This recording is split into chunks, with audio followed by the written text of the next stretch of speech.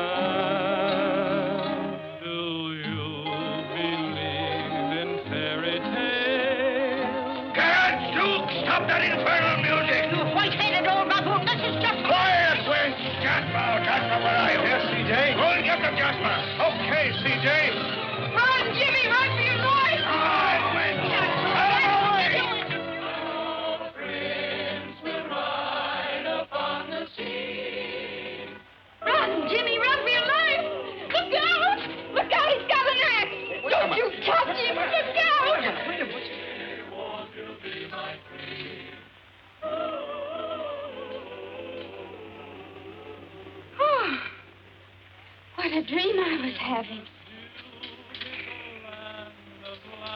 Well, you just keep right on dreaming. Okay with me.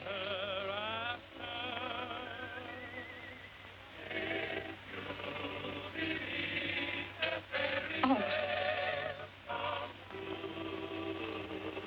Night. Good night.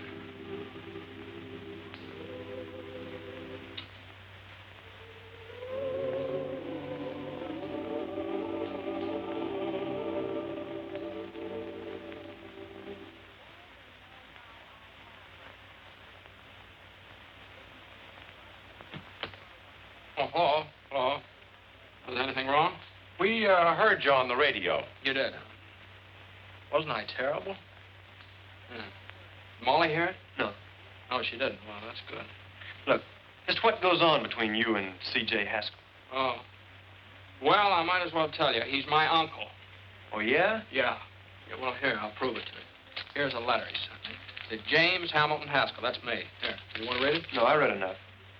Say, what is this? What are you doing here? Oh, well, I almost forgot what it came for. In the first place, there's $200. Now you can get your instruments out of Hawk. Did you get that from your uncle? You don't know my uncle. Thanks, Jim. That's all right. That's all right. I like the people in this house. Especially, well, I like everybody. I still like to live here all the time. But as soon as Molly finds out who I am, she'll kick me out in the alley. Well, so suppose she doesn't find out. Well, that'd be very nice, but... Now, look, you've been regular. You didn't have to come across with that dough. I'm for you, Jimmy. How about you, Horace? Sure thing, I'm for you. Well, thanks very much. No, I still got troubles. Don't you see, sooner or later, Molly's going to find out who I am. Just like sooner or later, old man Haskell's going to find out who threw that tomato. And it just won't work. Either way, I'm a dead duck. But how's your uncle going to find out? Well, he'll see me at the trial, won't he? What would happen if Uncle Charlie didn't show up for the trial? They'd throw the case out of court. Well, there's your answer. We get rid of Uncle Charlie. How? Well, we'll let Red run over him with the ice wagon. What do you think he'd do it? Oh, you couldn't do that. What do you mean we couldn't do that? Red would love it. I'll go get him. Oh, wait a minute. Now, hold on here. Couldn't you do something not quite so drastic? Any ideas? Yeah, I think I'd better go back to Point Jervis. Uncle Charlie's a pretty tough guy to deal with. And from the way he talked tonight, you better find someplace else to rehearse your band. Well, so long, Horace. Well, so long, Jim. Sorry about this. Willie, thanks for everything. So long, Jimmy. Jim, wait a minute. What? That's it. The band. He doesn't like it. No, he certainly does not. What? Come on. Come on.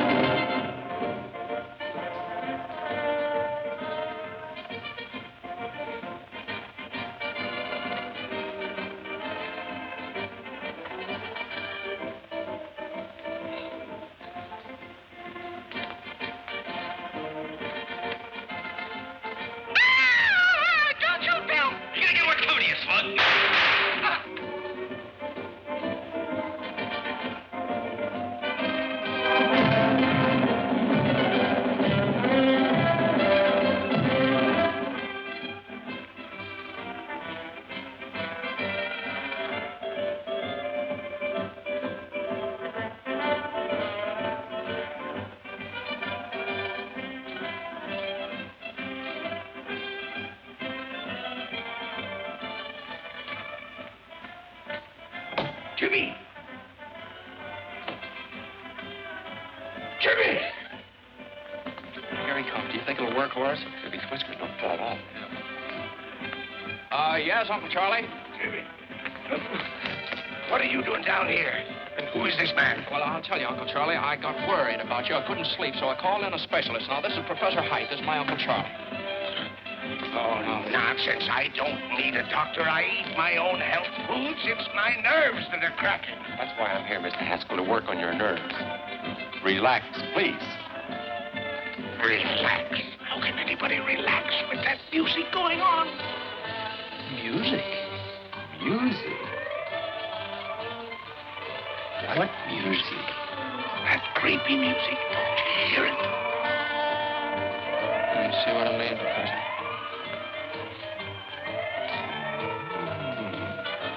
I tell you, I hear music. Maybe it's the radio in the library.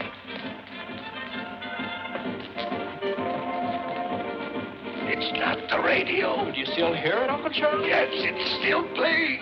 Mr. Haskell, tell me, where does this music seem to be coming from? I don't know, but just a moment. I'll tell you. It's plainer down here.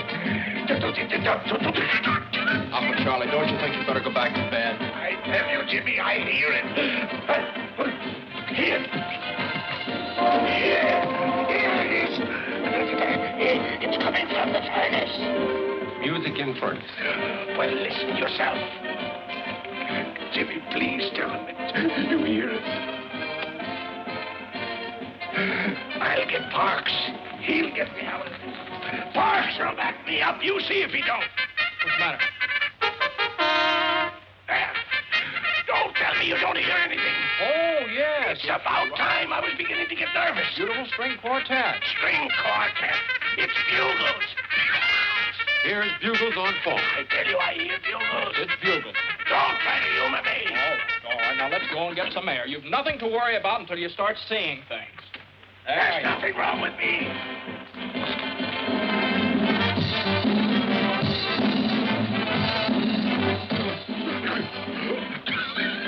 Jimmy, look, Doctor, look, what do you see? What do you want us to see, Uncle? Girls dancing on the lawn. Where? There. Sees paper dolls dancing on lawn. Paper dolls. You're right, Jimmy. I'm in terrible shape. My nerves are all gone. Doctor, what do you think I'd better do? Mr. Haskell, give your nerves a good long rest. Get out of town. I'll do it. I'll go up in the woods. Fine, we'll help you pack. No, not until I find the man who threw that tomato. Now, Uncle Charlie, your health is much more important than that silly tomato. Yes, Mr. Haskell, that's right. Sure, now let me handle this. I'll put the finger on that fella. He's as good as in jail right now. Almost. And while you're up there resting, he'll be well taken care of. Don't worry about that. And I'm the guy that can do it. Good. I'll take the first train out in the morning. What's the matter now? The music stopped. All but the bull fiddle. You see, you're improving already. Yeah.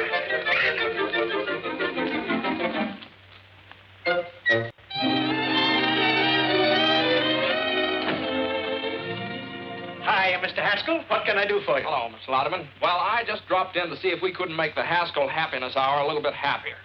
Welcome, stranger. Sit right down. What do you have to drink? Well, Hello, Mr. Backus. What's the purpose of this meeting? Well, we were about to discuss the program. You know very well that I have charge of the happiness hour during Mr. Haskell's absence. He trusts me implicitly. well, not 100%. I beg your pardon. Look, I have a note from my uncle giving me complete charge of the program. Well, it didn't take you long to undermine me with your uncle, did it? Mm-mm. How do I know you didn't write that yourself? Now, listen, Mr. Louderman, there'll be no change. Would you excuse us a minute? I'd like to talk to you. Would you? Yes, we had better talk this over. Yeah. Be right back. Oh! I'd like to make some other improvements, too. Go right ahead. Well, I'd like to use a band. No, please, no. We're overloaded with bands. No, but this is ideal because my uncle hates it. What? Yeah, it drove him clear up to Canada. Well, then what do you want to put on his program for? Well, it's pretty hard to explain, but you see, it'll give the band a break, and then they'll have to thank my uncle for it, and that'll make him feel pretty good. Up in Canada? Up in Canada. Yeah, and there's sort of a feud going on. A feud? Uh-huh. And then there's a girl. Oh, a girl. Yeah. Sounds pretty confusing, doesn't it? Well, no, it sounds pretty good. It does? Well, that's it. You play Thursday night over a coast-to-coast hookup at the opening of the Eastchester Country Club. That's great, Jim. How did you ever do it? Well, I don't know. I just started to talk. The fellow listened. I'm just as surprised about it as you are. How much do we get for it? Nothing. Nothing. No, you don't get anything. Oh. Well, what of it? Is it any different than playing for the neighbors and old man Haskell? What do we get out of that? At least this way there's a chance. I'm Saul. What can we lose? That's all right for me.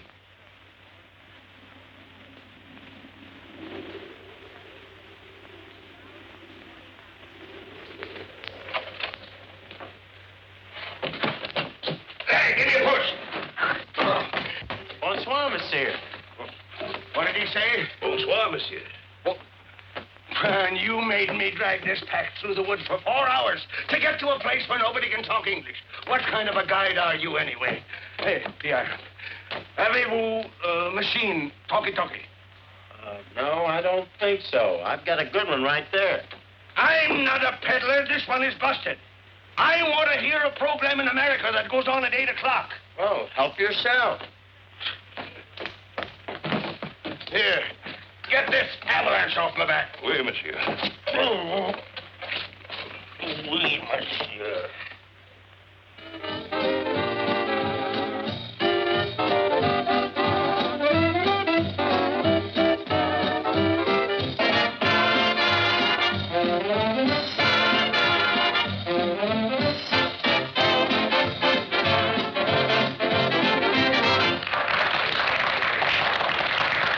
Thank you, ladies and gentlemen. That's all right now. We're about to start our broadcast.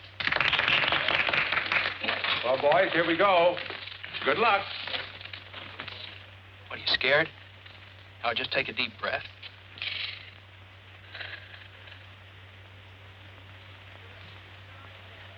Good evening, ladies and gentlemen. The Haskell Happiness Hour comes to you tonight from the dining patio of the exclusive Eastchester Country Club. Country Club? What the... This marks the first appearance on the air of a new band, Horace Music? Heidt and his On my musical line. program? Thank you and good evening, ladies and gentlemen. This is Horace Heidt, and the first number on our program is Broadway Caballero, featuring Miss Molly McCorkle. McCorkle? And here she is, the charming Molly.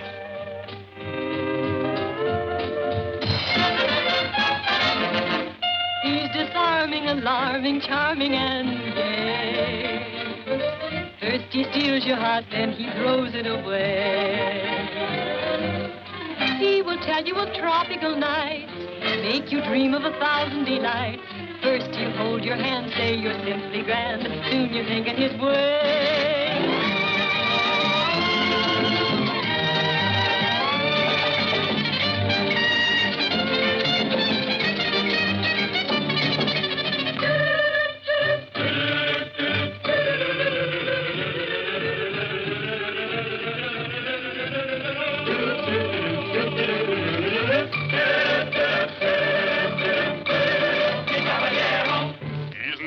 South of the border, he's never been Argentine way. But when he starts to pet, the chances are you'll forget that he's a caballero from Broadway, south on Broadway. He'll hold you and say, Senorita, right here in my arms you must stay. And from his dialect, I know you'd never suspect that he's a caballero from Broadway, south on Broadway. His daytime he spends parading on the avenue. You'll always find me with a girl or two and a third in view. He'll take you to all the gay places. You'll make every Latin cafe. He'll give you such a thrill. And then he'll hand you the bill, this charming caballero from Broadway. South on Broadway.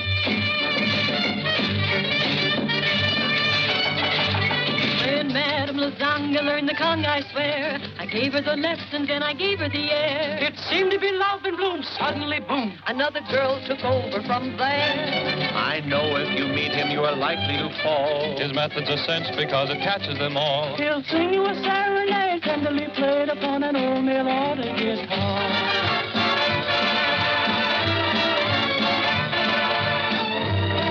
You bring up the subject of dancing, and all of his pupils will say, he's such an awful frump, but no one dances a rumba like the caballero from Broadway, south on Broadway.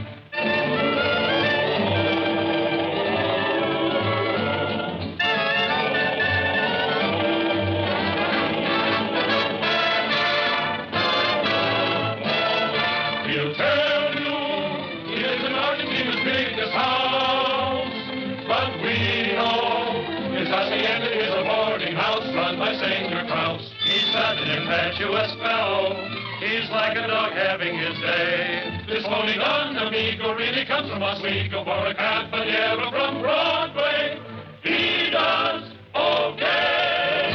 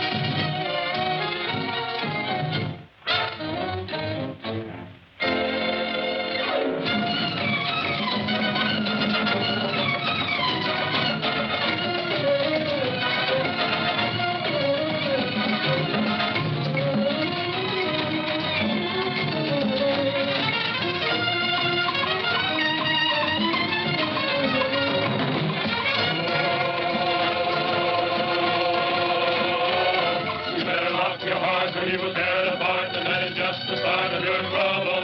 You think you're up on top, but you are due for a drop because your dream will pop like a bubble. You'll be the man you met, and you will never forget the time you passed the arrows from Broadway. Way down south on Broadway.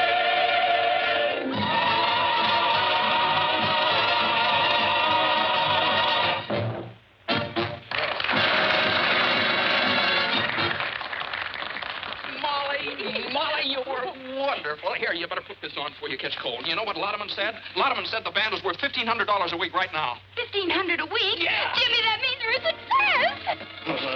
I've been double-crossed. Get me a drink.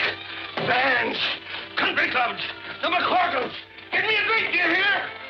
And now I want to tell you something. Well, it certainly took you long enough to get around to it. No, this is just something that's been worrying me. You see, you don't know anything about me, who I am. Oh, as if that made any difference. You're you and I'm me. Well, I think I'd better tell you about there this. you are. Oh, Looks like you go made away. quite an impression. Well, it'll be a different story when I tell your uncle about it. Believe me, C.J. won't pay for your philandering. Is Haskell your uncle? Yes, now that's what I've been trying to tell you. If you'll just let me explain. Doesn't need any explanation. It's all perfectly obvious. Sneaking into our home, pretending that you wanted to help us, and then making me Well, think now, that wait a you're minute. so... Will you please let me explain? What a cheap trick. You are a Haskell. Well, now, Molly, quiet. They can hear you out here. That's fine. Hello, everybody. I have some good news for you. Every week beginning next Thursday, Mr. Haskell, the sponsor of our program, is going to give away $1,000 in cash to somebody. $1,000 a week? That's a lie. Isn't that generous, folks? Now, Mr. Haskell, trick your way out of that. I've got to get back home. How long is it going to take me to get out of here? Well, first portage take 2 days. How long take you to get here? A week. With luck, you can make it back in a week. A week? Huh? Let's get started. Jimmy, my boy, congratulations. That was a marvelous idea. How did you come to think of it? Just came out of a clear sky.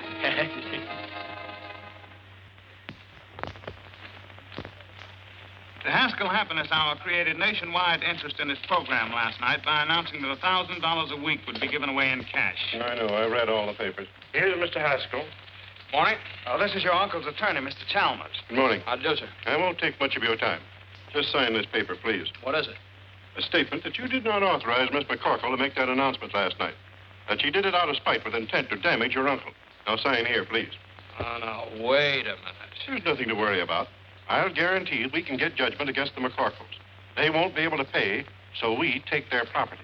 And that's what your uncle's been trying to do for years. Now sign here, please. That's a funny thing. I don't like to get pushed around. I also don't sign anything until I read it first. Now, how'd you like to get out of here? Both of you. Don't you hit me again. I have my glasses. Mr. Haskell, your uncle... Good day, sir. Good day.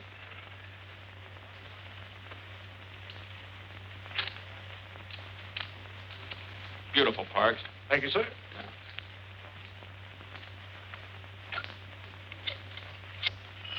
Why don't you answer the phone? Hello? Oh, Jimmy, me boy, how are you? Oh, you want to talk to Molly? Well, I don't think it's a very good time to... Just a moment. You go and fight your own battles. I'm not doing it for you. Well? Look, I hate to annoy you, but this is important. Now, that $1,000 offer you made last night, it was my idea. Do you understand? Now, just don't argue. If anybody asks you anything about it, just follow Grady's advice. Don't you tell me to keep my mouth shut. Why should I?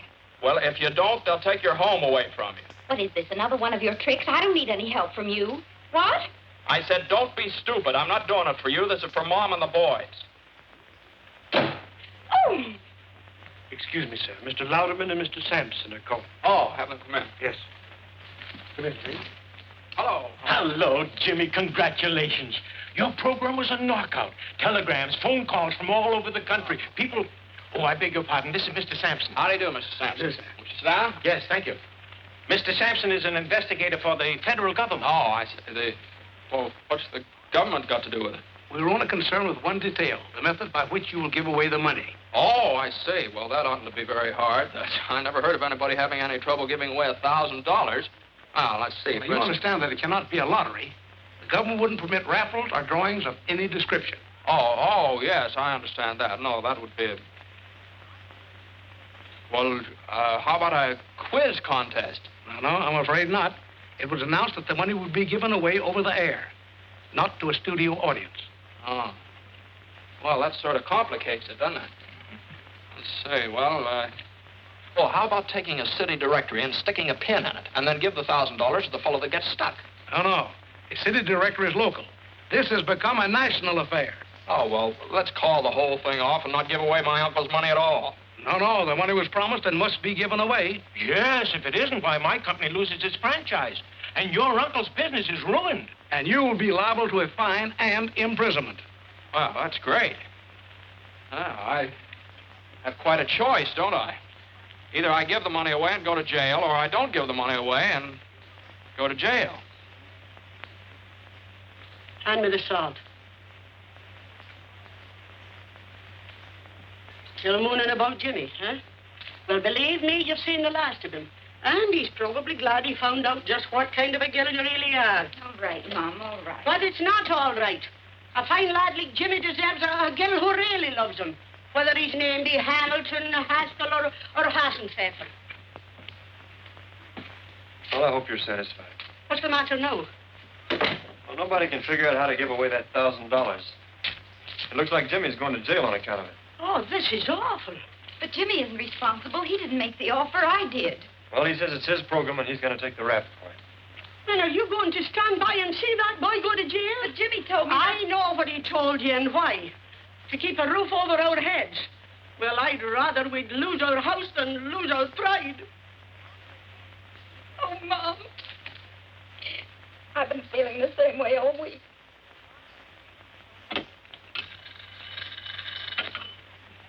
Yes. No. Not yet.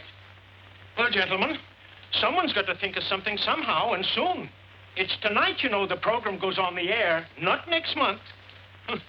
And we're no closer to the answer than we were a week ago. Yes. I got it! I got it this time. Boy, it came to me just like that. What is it? Now, look, we'll get that bowl. You know, that great big glass bowl they used for the draft numbers? Great, that's it, yeah. My boy, I'm proud of you. That'll do it. No, gentlemen, no. What's the matter? It would be a lottery, and the government forbids lotteries. No, not yet. Okay, I'll go back and see if I can't dream up something else. You're not sleeping up there, are you? Sleeping? I haven't slept for days. I'm eating aspirin tablets like peanuts.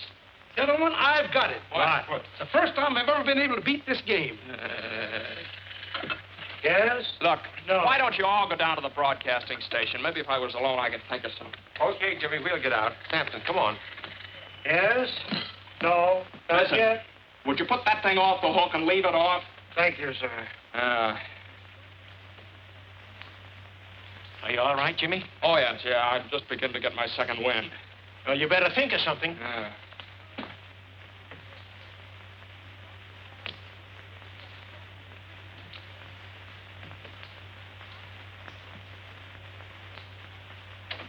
$7:30. Heard from Jimmy yet? No, nobody answers the phone. How are we to go in the air? Brother, when the chimes indicate 8 o'clock, you're on the air. From coast to coast.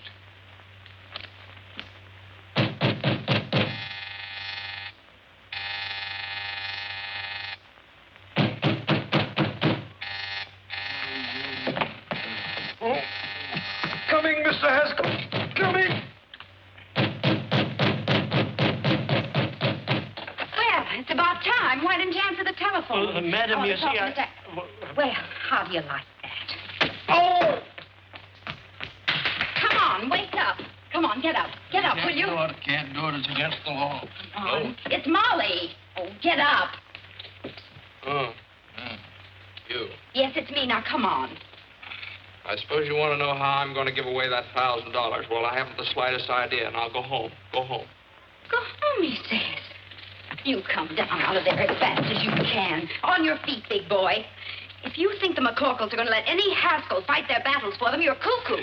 Now, if you think the Haskells are going to let the McCorkles kick them around, you're cuckoo, too. Now, go on. Go away. Go away. Still going to sleep, huh? Now, just a second. Don't you dare. Madam, you can't do that.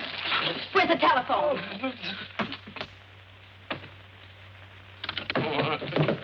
What do you think you're doing? I'm going to tell the government man exactly what happened. Oh, no. Oh, yes, I am. Here, give me that. I've made up my mind. I'm not let go of that phone. No, I won't. Oh, right. There are millions of other telephones. That's it. That's what? Hands spinning around. Millions of telephones, millions of telephone books. Parks! And it's not a lottery. You are Get my coat. cuckoo. Goodbye. Woo!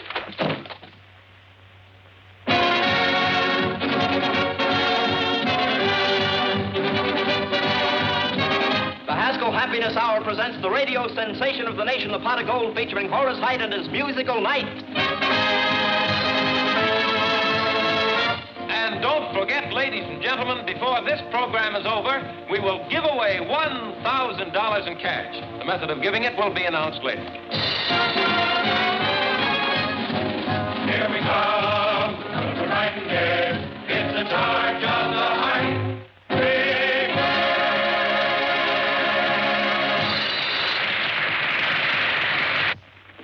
Here I am, CJ. Jasper, did you stop the program? I couldn't. It's on the air now. I'll stop it if I have to tear down the studio.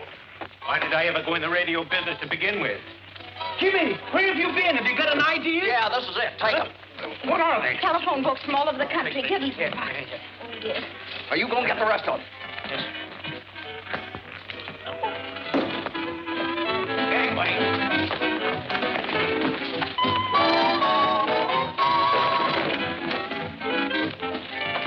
Now, listen, we're going to give the money away by telephone, you understand? You've got the books in the sections of 500 pages each. What numbers on each one of them? Okay. Give me the handy, boys.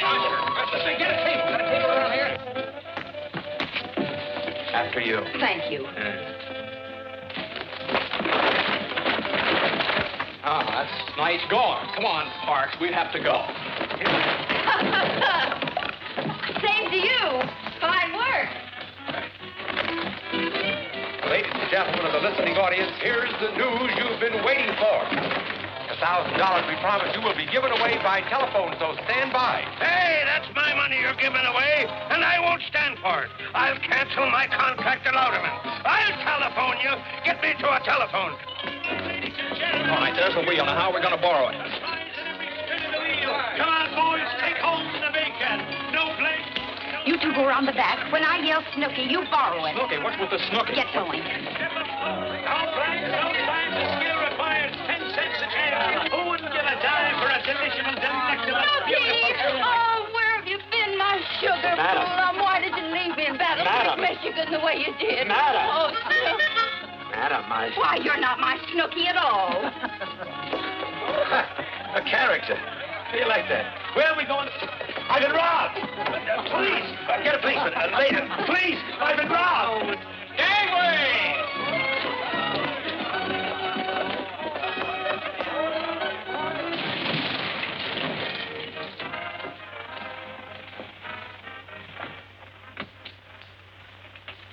Hello, my little man. May I use your telephone? Hey, Ma, Daniel Boone wants to borrow our telephone. Go away, you tramp. No one uses his phone till they give away that $1,000. Tramp! Daniel Boone! Look out! Look out!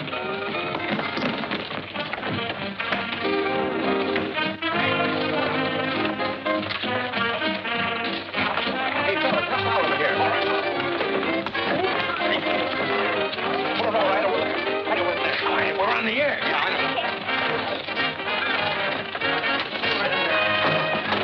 Hold on there. Say, you can't go in there. This ain't no hillbilly program. Let's go. Quiet, stop this. I'm no hillbilly. When did you get in town? Louderman! I want to talk to you. All right, Horace, go on.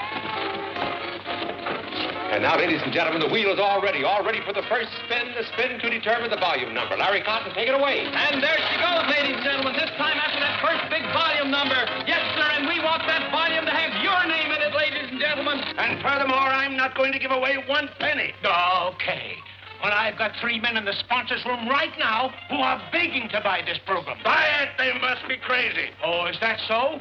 Well, they represent the biggest advertising agencies in this country. What? Wait a minute. We want you to be the one that Horace is going to call a little bit later. She's going down to get this volume number, coming back just a little bit further and on and on and on. And it's 124. 124. 124. Here, I've got it. Now we're all ready for the second spin. The spin to determine the page number. Larry, let her go. And there we go, ladies and gentlemen, on that second big spin. The one to find the page in that volume we chose just a moment ago. The one page that will have that $1,000 pot of golden name on it. Gentlemen, this is Mr. Haskell. How do you do, gentlemen? The surest fire advertising stunt I've ever seen. You want to sell it? Is it good? I'll give you $20,000 for it right now. Is it that good? I'd like it 30. Trying to steal it, huh? And she's slowing down already just to find this right page, and there she's stopping, and it's page 66. Page 66. 66. I got it. And now the third and last spin to determine the name of the person on that page who will receive the actual golden telephone call. Larry, take it away. There we go, ladies and gentlemen. This time through all of the names on our chosen page in our chosen volume, find just the one right name that we can send that $1,000 pot of gold to. She's down at the bottom and coming back a little bit, slowing down more and more and more and more, and there it is. Our listing is 38. Listing number 38. 10, 20, 30, 1, 2, 3, 4, 5, 6, 7, 8. It's What? Oh, It's the name is Mr. Olaf Swenson, 3RJ, Ring 7. Ring 7? Plunkett, Minnesota. Plunkett, Minnesota. Operator, kindly give me Mr. Olaf Swenson, 3RJ, Ring 7, Plunkett, Minnesota. That's right.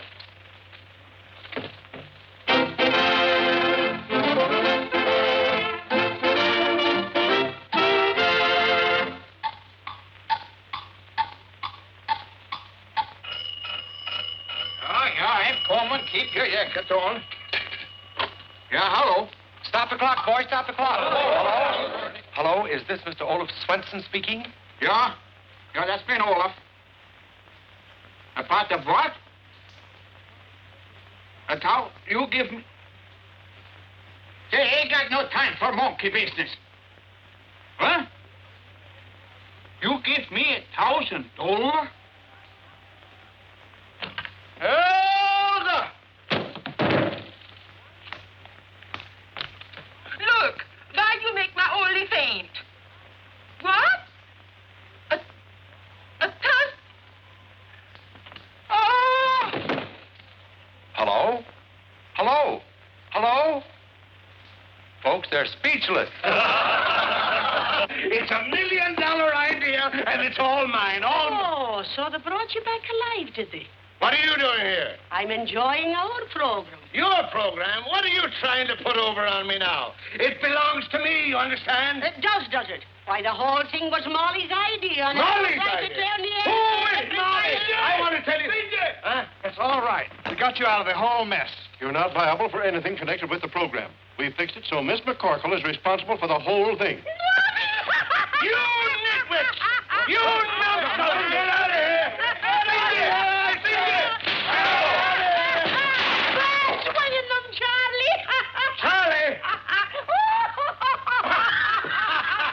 And Molly is responsible for the whole thing. Yeah! Yeah, where you going? Out? Oh. Horace got the call through on the telephone, so I guess everything's fine. Yes, everything's fine. Yeah. Well, I guess it's just one of those things. The McCorkles are allergic to the Haskells. Vice versa. Yeah, vice versa. Yeah. What's the bottom, Molly? Bye. Where are we, Jimmy? Uncle Charlie. Oh, you come with me. Come on, you're in on this too.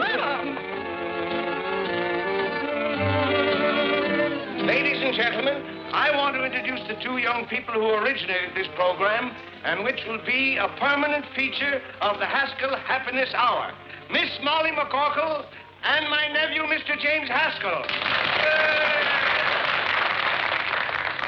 Say something. Tell them how happy you are. Hello, everybody. I just want to tell you how happy I am that everything turned out so well for everybody. Ladies and gentlemen, the reason she's so happy is that we're going to be married any second now. All right, Miss McCorkle, trick your way out of that one.